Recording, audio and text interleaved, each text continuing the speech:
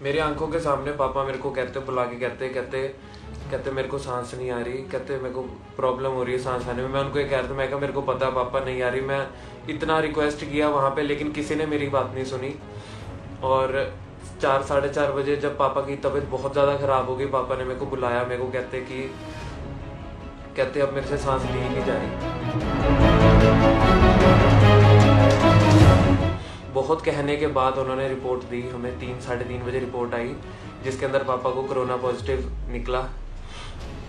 लेकिन जैसे हमने कहा कि अब तो कोरोना पॉजिटिव आ गया, अब तो आइसोलेशन में शिफ्ट कर दो, ट्रीटमेंट शुरू करो, तो उन्होंने अपने हाथ खड़े कर दिए। कहते हमारे पास बेड नहीं है, हम आपको एडमिट नहीं करेंगे, आप गवर्नमेंट हॉस्पिटल ले जाओ। डीएमसी से सिविल हॉस्पिटल लेके जाना था, गवर्नमेंट हॉस्पिटल। 15 से 20 मिनट का रास्ता होगा, उसके लिए उसने 4,000 मांगा। हमने कहा दिए यार तुम। हमने एम्बुलेंस बुलाई, ऑक्सीजन वाली एम्बुलेंस थी। पापा को उसमें मैंने खुद ही, किसी डॉक्टर ने हाथ नहीं लगाया, मैंने खुद ही उठा के पापा को एम्बुलेंस में डाला। एंड वहाँ लेके जा रहे थे तो सिविल हॉस्पिटल पहुँचते ही, अभी इलाज शुरू भी नहीं हुआ था, तो वही एम्बुलेंस में पापा एक्सपायर हो गए।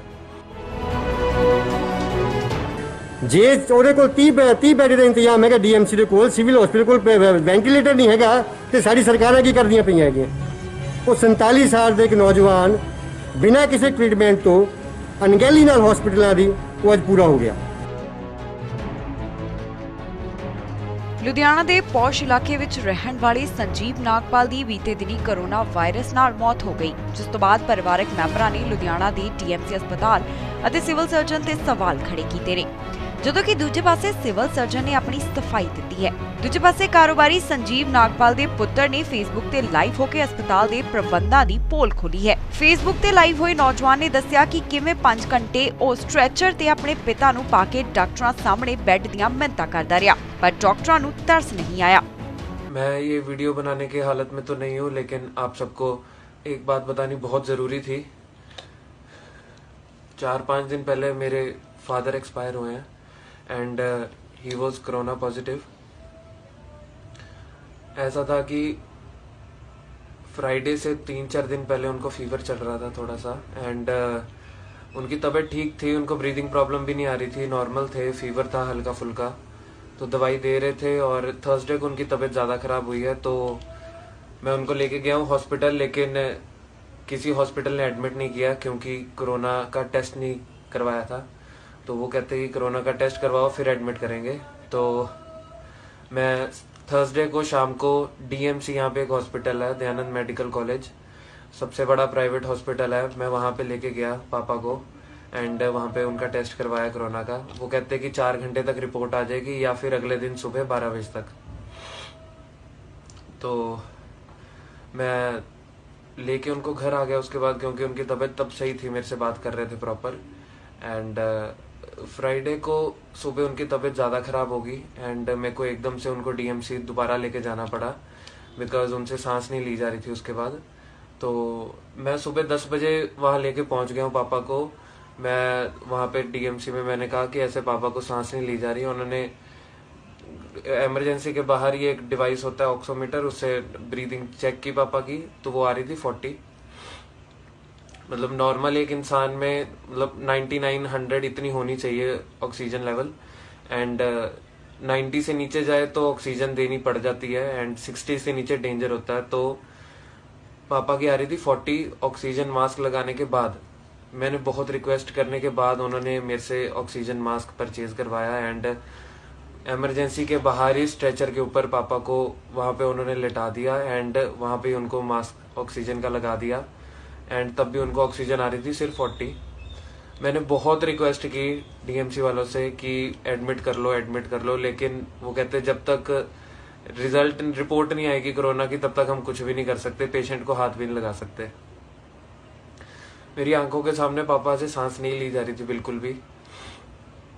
एंड 12-1 बज गया हमें, मैं गया कलेक्शन सेंटर रिपोर्ट कलेक्ट करने। वो कहते हैं कि रिपोर्ट अभी नहीं आएगी, 5 बजे आएगी। और तो मैं वहाँ पे गया, मैंने कहा रिपोर्ट बहुत लेट आ रही है। मैंने फिर रिक्वेस्ट की वहाँ पे ऑन ड्यूटी जो डॉक्टर्स थे सबको, नर्स को रिक्वेस्ट की कि प्लीज़ आप तब तक ट्रीटमेंट तो, फर्स्ट एड ट्रीटमेंट तो शुरू करो, ड्रिप लगा दो, कम से कम कुछ तो कर दो। लेकिन किसी ने किसी ने कोई जवाब नहीं दिया वहां पे। फिर उसके बाद थोड़ी देर बाद मैं दोबारा गया वहां पे 1-2 बजे, मैंने कहा अब तो दे दो रिपोर्ट। तो वो कहते हैं कि अब 8 बजे आएगी, और बिना उसके रिपोर्ट के वो लोग एडमिट भी नहीं कर रहे थे पापा को। तो उसके बाद हमने बहुत उनको बोला कि आप करो, एडमिट करो किस तरह। तो उसके बाद रिपोर्ट आई, 3-3:30 बजे रिपोर्ट आई। बहुत कहने के बाद उन्होंने रिपोर्ट दी हमें, 3-3:30 बजे रिपोर्ट आई, जिसके अंदर पापा को कोरोना पॉजिटिव निकला। लेकिन जैसे ही हमने कहा कि अब तो कोरोना पॉजिटिव आ गया, अब तो आइसोलेशन में शिफ्ट कर दो, ट्रीटमेंट शुरू करो, तो उन्होंने अपने हाथ खड़े कर दिए, कहते हमारे पास बेड नहीं है, हम आपको एडमिट नहीं करेंगे, आप गवर्नमेंट हॉस्पिटल ले जाओ। मेरी आंखों के सामने पापा मेरे को बुला के कहते मेरे को सांस नहीं आ रही, कहते मेरे को प्रॉब्लम हो रही है सांस आने में। मैं उनको ये कह रहा था, मैं कहा मेरे को पता है पापा नहीं आ रही। मैं इतना रिक्वेस्ट किया वहां पे, लेकिन किसी ने मेरी बात नहीं सुनी। और 4-4:30 बजे जब पापा की तबीयत बहुत ज्यादा खराब हो गई, पापा ने मेरे को बुलाया, मेरे को कहते अब मेरे से सांस ली ही नहीं जा रही। मैं एकदम से मैं वहां पे रो पड़ा, और मैं वहां पे बोल रहा था। चाचू को बुलाया मैंने, वहां पे मेरे साथ थे मेरे चाचू, मेरे ताया। मैंने उनको कहा, मैं कहा पापा से नहीं बोला जा रहा, मैं कहा प्लीज जल्दी से कुछ करो।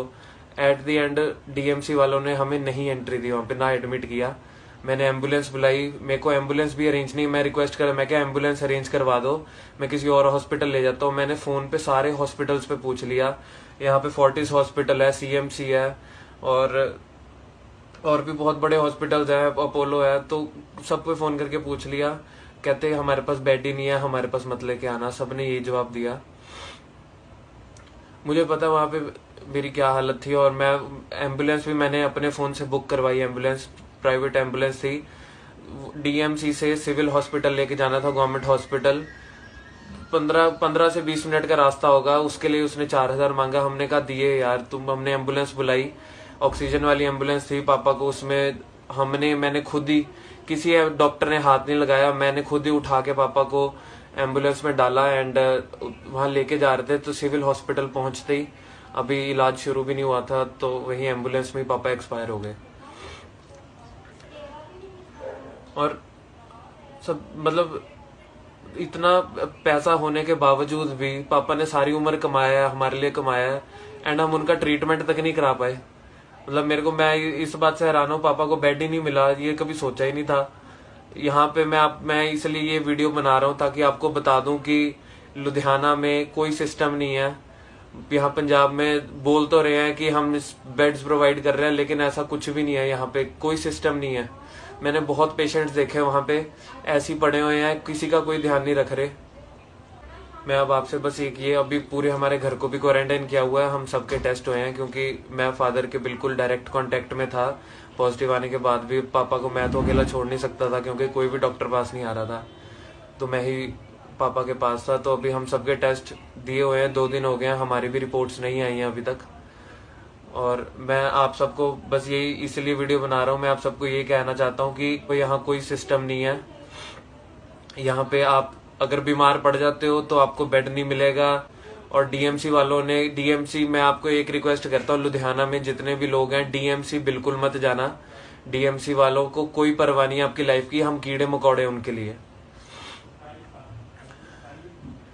मैं बहुत ट्राई कर रहा हूँ मैं इस वीडियो में ना रहूं, तो बस अब मैं वीडियो एंड करने लगा हूँ। आप लोग बस, मेरी ये रिक्वेस्ट है कि मैं 2-3 दिन से मेरे को अब ये पता लग गया कि अगर आप लोगों में से कोई किसी को बुखार लगता है तो सबसे पहले जाके टेस्ट करवा लो कोरोना का, क्योंकि 2-3 दिन तो रिपोर्ट्स आने में लग जाते हैं, और ट्रीटमेंट शुरू होते होते बहुत टाइम लग जाता है, तब तक केस बिगड़ ना जाए। बस जिसको थोड़ा बहुत बुखार लगता है वो जाके करवाए टेस्ट अपना। और सिविल हॉस्पिटल जो है वो है लेवल 2 हॉस्पिटल है, बाकी सारे प्राइवेट हॉस्पिटल लेवल 3 है। तो सबसे पहले सिविल हॉस्पिटल जाओ। सिविल हॉस्पिटल वालों के पास लिस्ट होती है कि कौन से हॉस्पिटल में कौन सा बेड खाली है, वो लिख के देते हैं, तो पेशेंट को एंट्री होती है किसी और बड़े हॉस्पिटल में।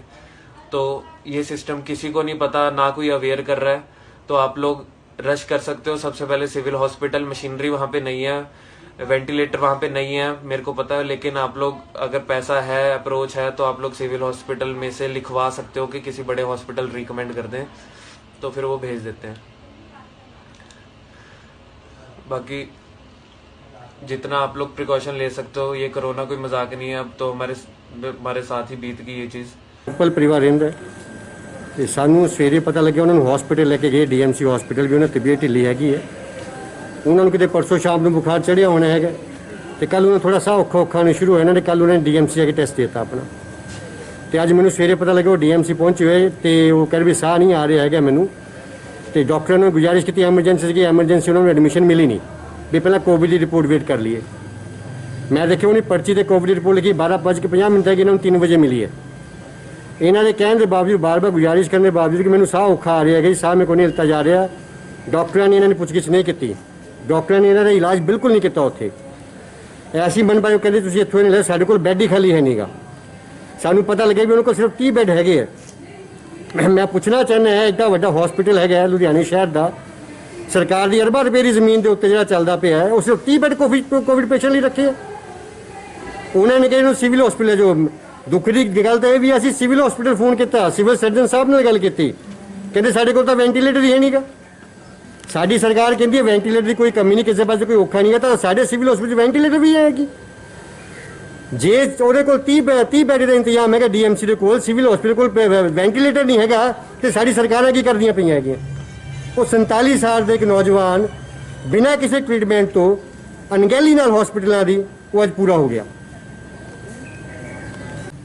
ਇਹਨਾਂ ਨੂੰ ਪਤਾ ਤਾਂ ਹੋਵੇ, ਜੇ ਤੁਸੀਂ ਸਰਕਾਰ ਨੇ ਅਰਬਾਂ ਰੁਪਏ ਦੀ ਜ਼ਮੀਨਾਂ ਦੇਣੀਆਂ ਹਸਪੀਟਲਾਂ ਨੂੰ ਲੀਜ਼ ਦੇ ਉੱਤੇ, ਉਹ ਸਰਕਾਰੀ ਤੌਰ ਤੇ ਇੰਤਜ਼ਾਮ ਤਾਂ ਕਰਵਾ ਦਿਓ ਆਪਣੇ।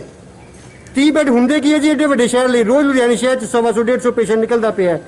ਕੀ ਸਰਕਾਰ ਦਾ ਕੋਈ ਧਿਆਨ ਇਸ ਗੱਲ ਤੇ ਜਾ ਰਿਹਾ? ਸਿਰਫ 30 ਬੈੱਡ ਡੀਐਮਸੀ 'ਚ 25 ਬੈੱਡ ਹੋਣੇ, 40 ਦੇ ਚਾਰ ਵੱਡੇ ਹਸਪੀਟਲਾਂ ਨੂੰ ਮਿਲਾ ਕੇ 120 ਬੈੱਡ ਨਹੀਂ ਬਣਦੇ। ਰੋਜ਼ 120 ਤੇ 130 ਪੇਸ਼ੈਂਟ ਨਿਕਲਦੇ ਪਏ, ਜਿਹੜੇ ਰਿਪੋਰਟਡ ਹੈ, ਅਨਰਿਪੋਰਟਡ ਰੱਬ ਜਾਣੇ ਕਿੰਨੇ ਹੋਣੇ ਹੈ। ਔਰ ਸਿਵਲ ਹਸਪੀਟਲ ਸਾਡੇ ਕੋਲ ਕਰੋੜਾਂ ਰੁਪਏ ਅਸੀਂ ਲੇਜਰ ਵੈਲੀ ਤੇ ਲਗਾ ਲਏ, ਬਾਕੀ ਥਾਵਾਂ ਤੇ ਲਗਾ ਲੈਣੇ ਹੈਗੇ, ਸਿਵਲ ਹਸਪੀਟਲ ਵੈਂਟੀਲੇਟਰ ਨਹੀਂ ਦੇ ਸਕਦੀ ਸਰਕਾਰ। सर नमस्कार जी। हेलो हाँ जी नमस्कार जी। सर कोई जी, डेथ जी। हुई है जी शहीद भगत सिंह नगर 47 साल। शहीद भगत सिंह हाँ जी हाँ जी ਮੈਨੂੰ ਇਹ ਨਹੀਂ ਪਤਾ ਲੱਗਾ। उन्होंने ਡਾਕਟਰ ਮੇਸ਼ੀ ਸੁਣੋਗੇ ਕੌਣ? ਡਾਕਟਰ ਮੇਸ਼ੀ ਇੱਕ ਮੈਨੂੰ ਕੱਲ ਦਾ ਇਹ ਸੰਜੀਵ ਨਾਗਪਾਲ ਹੈ। हाँ जी कल हाँ जी संजीव नागपाल। 7 ईयर हाँ जी वही है सेम हाँ जी संजीव नागपाल ही है नाम जी। 47 साल संजीव उम्र। नागपाल। हाँ ये वही है जी, कल डेथ हुई है। ओके जी। ਇਹ ਡੀਐਮਸੀ ਨੂੰ ਟੈਸਟ ਕਰਵਾਇਆ ਸੀਗਾ हाँ जी ਤੇ ਡੀਐਮਸੀ ਗਏ, ਇਹਨਾਂ ਨੂੰ ਮੈਂ ਖਿਆਲ ਥੋੜੀ ਬੈੱਡ ਦੀ ਪ੍ਰੋਬਲਮ ਆਈ ਹੈ, ਕਹਿੰਦੇ ਬੈੱਡ ਨਹੀਂ ਅਵੇਲੇਬਲ ਹੋਇਆ। हाँ जी ਵੇਟ ਕਰਦੇ ਰਹੇ, ਲਾਸਟ ਮੈਂ ਖਿਆਲ ਸਾਡੇ ਕੋਲ ਸਿਵਲ ਹਸਪਤਾਲ ਚ ਆਏ ओके जी। ਐਂਡ ਠੀਕ ਰਿਹਾ ਜੋ ਮੈਨੂੰ ਪਤਾ ਲੱਗਾ। ਸਰ ਉਹਨਾਂ ਦੇ ਪਰਿਵਾਰ ਵਾਲਿਆਂ ਨੇ ਆਰੋਪ ਲਗਾਏ ਆ ਕਿ ਮਤਲਬ ਸਾਨੂੰ ਇੱਕ ਤਾਂ ਬੈੱਡ ਨਹੀਂ ਮਿਲਿਆ, ਅਸੀਂ ਉਸ ਤੋਂ ਬਾਅਦ ਸਿਵਲ ਲੈ ਕੇ ਸਿਵਲ ਰੈਫਰ ਕਰਤਾ, ਪਰ ਸਿਵਲ ਸਰਜਨ ਨਾਲ ਗੱਲ ਹੋਈ, ਉਹ ਕਹਿੰਦੇ ਸਾਡੇ ਕੋਲੇ ਵੈਂਟੀਲੇਟਰ ਨਹੀਂ ਹੈ। ਵੈਂਟੀਲੇਟਰ ਦੇਖੋ ਏਦਾਂ, ਮੈਂ ਉਹਨੂੰ ਕਿਹਾ ਸੀ, ਮੈਂ ਕਿਹਾ ਅਸੀਂ ਰਜਿੰਦਰਾ ਹਸਪਤਾਲ ਭੇਜਾਂਗੇ। ਓਕੇ ਜੀ। ਮੈਂ ਕਿਹਾ ਰਜਿੰਦਰਾ ਹਸਪਤਾਲ ਸਾਡੇ ਕੋਲ ਵੈਂਟੀਲੇਟਰ ਨੇ, ਜੇ ਇਮੀਡੀਏਟ ਜੇ ਸਾਡਾ ਪੇਸ਼ੈਂਟ ਬਹੁਤ ਸੀਰੀਅਸ ਹੋਵੇ we can send to the CMC. ਸਾਡੇ ਕੋਲ ਸਿਸਟਮ ਹੈਗਾ, ਸਾਡੀ ਫਸਟ ਪ੍ਰਾਇੋਰਟੀ ਰਜਿੰਦਰਾ ਹਸਪਤਾਲ ਪਟਿਆਲਾ। ਓਕੇ ਜੀ। ਇਹ ਬੰਦੇ ਕਹਿੰਦੇ ਸੀਗੇ, ਇਹ ਬੰਦੇ ਨਾਲ ਜਿਹੜਾ ਕਹਿੰਦੇ ਜੀ ਅਸੀਂ, ਮੈਂ ਕਿਹਾ ਸੀਏ ਸੀਗਾ ਸਮਬੋਡੀ, ਸੀਏ ਕਹਿੰਦਾ ਜੀ ਅਸੀਂ ਇਹਨਾਂ ਦੇ ਅਕਾਊਂਟ ਵਗੈਰਾ ਦੇਖਦੇ ਹਾਂ। ਹਾਂਜੀ ਤੇ ਇਹਨਾਂ ਕੋਲ ਅਸੀਂ ਬੈੱਡ ਦਾ ਵੀ ਸਟੇਟਸ ਦੇਖਿਆ, 75 ਬੈੱਡ ਸੀਗੇ ਇਹਨਾਂ ਕੋਲ, ਓਨਲੀ 46 ਵਰ ਫਿਲਡ, ਬਾਕੀ ਖਾਲੀ ਸੀਗੇ। ਓਕੇ ਜੀ। ਹਾਂ ਭਾਈ ਖਾਲੀ ਕਿੱਥੇ ਸੀਗੇ? ਜੇ ਕ੍ਰਿਟੀਕਲ ਪੇਸ਼ੈਂਟ ਹੈ, ਹਾਂਜੀ ਪੇਸ਼ੈਂਟ ਹੈ, ਹਾਂਜੀ ਉਹਨੂੰ ਰਿਫਿਊਜ਼ ਨਹੀਂ ਕਰਨਾ ਚਾਹੀਦਾ, ਉਹਨੂੰ ਰੱਖਣਾ ਚਾਹੀਦਾ। ਹਾਂਜੀ ਅਸੀਂ ਸ਼ੋਅ ਕਾਲ ਨੋਟਿਸ ਦੇਵਾਂਗੇ ਡੀਐਮਸੀ ਨੂੰ ਦੇਵਾਂਗੇ। ਸਾਡਾ ਸਰ ਰੈਫਰਲ ਸਿਸਟਮ ਜਿਹੜਾ ਨਾ, ਰੈਫਰਲ ਸਿਸਟਮ ਸਾਡਾ ਸਿਵਲ ਹਸਪਤਾਲ ਦਾ ਰਜਿੰਦਰਾ ਹਸਪੀਟਲ। ਹਾਂਜੀ ਇਸ ਦਾ ਪੇਸ਼ੈਂਟ ਇਜ਼ ਵੈਰੀ ਜਿਸ ਹਿਸਾਬ ਨਾਲ ਇਹ 11 ਵਜੇ ਤੇ ਗਏ ਉੱਥੇ। ਹਾਂਜੀ ਤੇ ਪੌਣੇ ਕੁ 5 ਪਹੁੰਚੇ ਸਾਡੇ ਸਿਵਲ ਹਸਪਤਾਲ। ਹਾਂਜੀ 3 ਵਜੇ 12:50 ਦੀ ਰਿਪੋਰਟ ਇਹਨਾਂ ਦੀ ਪੋਜ਼ਿਟਿਵ ਆ ਗਈ ਸੀਗੀ। ਉਸ ਤੋਂ ਬਾਅਦ ਵੀ 3 ਘੰਟੇ ਇਹਨਾਂ ਨੇ ਮਤਲਬ ਉਹਦਾ ਟਾਈਮ ਇੱਕ ਤਾਂ ਵੇਸਟ ਕੀਤਾ, ਉਹਨਾਂ ਨੂੰ ਉੱਥੇ ਬਿਠਾਈ ਰੱਖਿਆ। ਤੇ ਮੇਨ ਪ੍ਰੋਬਲਮ ਡੀਐਮਸੀ ਚ ਆਈ ਉਹਨਾਂ ਨੂੰ। ਮੈਂ ਉਹਨਾਂ ਨੂੰ ਉਦੋਂ ਵੀ ਇੱਕ ਵਾਰੀ ਮੈਨੂੰ ਫੋਨ ਆਇਆ, ਮੈਂ ਕਿਹਾ ਤੁਸੀਂ ਸਿਵਲ ਹਸਪਤਾਲ ਆ ਜਾਓ, ਜੇ ਤੁਹਾਨੂੰ ਨਹੀਂ ਬੈੱਡ ਮਿਲਦਾ। ਹਾਂਜੀ ਸਾਡੇ ਸਿਵਲ ਹਸਪਤਾਲ ਬੈੱਡ ਅਵੇਲੇਬਲ ਨੇ। ਹਾਂਜੀ ਬਿਲਕੁਲ। ਬਾਕੀ ਅਗਲੀ ਗੱਲ ਹੈ ਵੀ ਵੈਂਟੀਲੇਟਰ ਸਪੋਰਟ ਹੈ, then they will decide Rajindra ਹਸਪਤਾਲ ਭੇਜਣਾ ਕਿ ਸੀਐਮਸੀ ਭੇਜਣਾ? ਡੀਐਮਸੀ ਕੋਲੇ ਕਿੰਨੇ ਬੈੱਡ ਹੈਗੇ ਆ ਜੀ? 75 ਬੈੱਡ ਅਸੀਂ ਡਿਕਲੇਅਰ ਕਰਵਾਏ ਹਨ ਕੋਲ 75 ਬੈੱਡ। 75 ਹਾਂਜੀ ਵਿਦ ਸਰ ਉਹ ਜਿਹੜੇ ਨਾਲ ਜਿਹੜੇ ਆਸ਼ਰਮ ਵਾਲੇ 50 ਬੈੱਡ ਜਿਹੜੇ ਦਿੱਤੇ ਗਏ ਨੇ ਰਾਮ ਸ਼ਰਮਾ ਵੱਲੋਂ, ਉਹ ਵੀ ਇਨਕਲੂਡ ਹੈ ਵਿੱਚੇ ਪਾ ਕੇ ਨਾ, ਵਿੱਚੇ ਪਾ ਕੇ। ਤੇ ਫਿਰ ਵੀ ਸਾਰੇ ਮਨਾ ਕਰ ਰਹੇ ਆ ਪੇਸ਼ੈਂਟਾਂ ਨੂੰ ਕਿ ਕਰੋਨਾ ਦਾ ਕੋਈ ਪੇਸ਼ੈਂਟ ਅਸੀਂ ਮਤਲਬ ਨਹੀਂ ਕਰਨਾ। ਕੱਲ ਹੋਈ ਹੈ ਮੀਟਿੰਗ, ਬੜੀ ਹੌਟ ਮੀਟਿੰਗ ਹੋਈ deputy commissioner and city service ਦੇ ਵਿੱਚ, ਨਾਲੇ ਇਹਨਾਂ ਦੇ ਡਾਕਟਰ ਸੀਗੇ। ਇਹਨਾਂ ਨੂੰ ਇਹੋ ਡਾਇਰੈਕਸ਼ਨ ਦਿੱਤੀ ਗਈ ਹੈ ਦੇ ਮਿਨੀਮਮ 150 ਬੈੱਡ ਦੀ ਬੈੱਡ ਕੈਪੈਸਿਟੀ ਵਧਾਉਣਗੇ and they will not refuse any patient admission. ਹਾਂਜੀ, they will priority on the priority basis. ਤੇ ਆਪਾਂ ਵੀ ਇਹਨਾਂ ਨੂੰ ਸ਼ੋਅ ਕਾਜ਼ ਨੋਟਿਸ ਦੇਵਾਂਗੇ ਵਾਈ ਦੇ ਹੈ sir admission.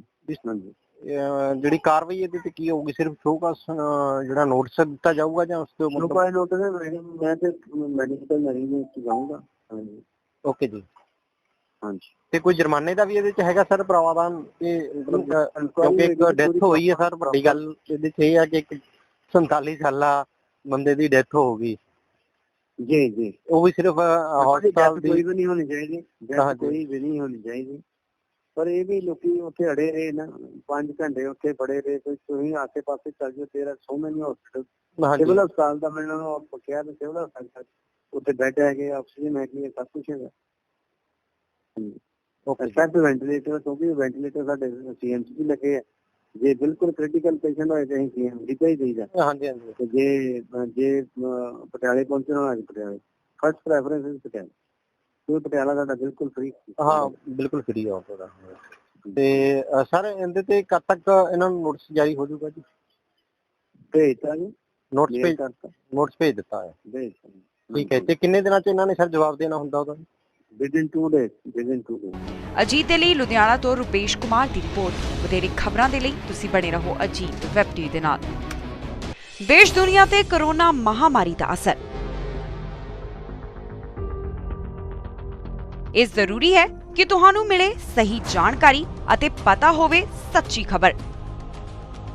Ajit web TV ਦੇ ਸੈਂਕੜੇ ਪੱਤਰਕਾਰਾਂ ਦੀ ਹੈ ਹਰ ਪਲ, ਹਰ ਜਗ੍ਹਾ ਤੇ ਹਰ ਸਥਿਤੀ ਤੇ ਪੈਣੀ ਨਜ਼ਰ। ਪਿੰਡ, ਕਸਬਾ, ਸ਼ਹਿਰ ਹੋਵੇ ਜਾਂ ਦੇਸ਼ ਵਿਦੇਸ਼, ਅਸੀਂ ਜੁੜੇ ਹਾਂ ਤੁਹਾਡੇ ਨਾਲ ਅਖਬਾਰਾਂ ਤੇ ਸੋਸ਼ਲ ਮੀਡੀਆ ਰਾਹੀਂ। ਕਲਮ ਦੀ ਤਾਕਤ ਤੇ ਵੈਬ ਟੀਵੀ ਦੇ ਮਾਧਿਅਮ ਦੇ ਨਾਲ ਹਰ ਜਨ ਤੱਕ ਪਹੁੰਚਾਵਾਂਗੇ ਹਰ ਮਨ ਦੀ ਆਵਾਜ਼। ਹਰ ਆਮੋ ਖਾਸ ਤੇ ਹਕੂਮਤ ਨੂੰ ਵੀ ਕਰਾਂਗੇ ਸਵਾਲ ਜਵਾਬ।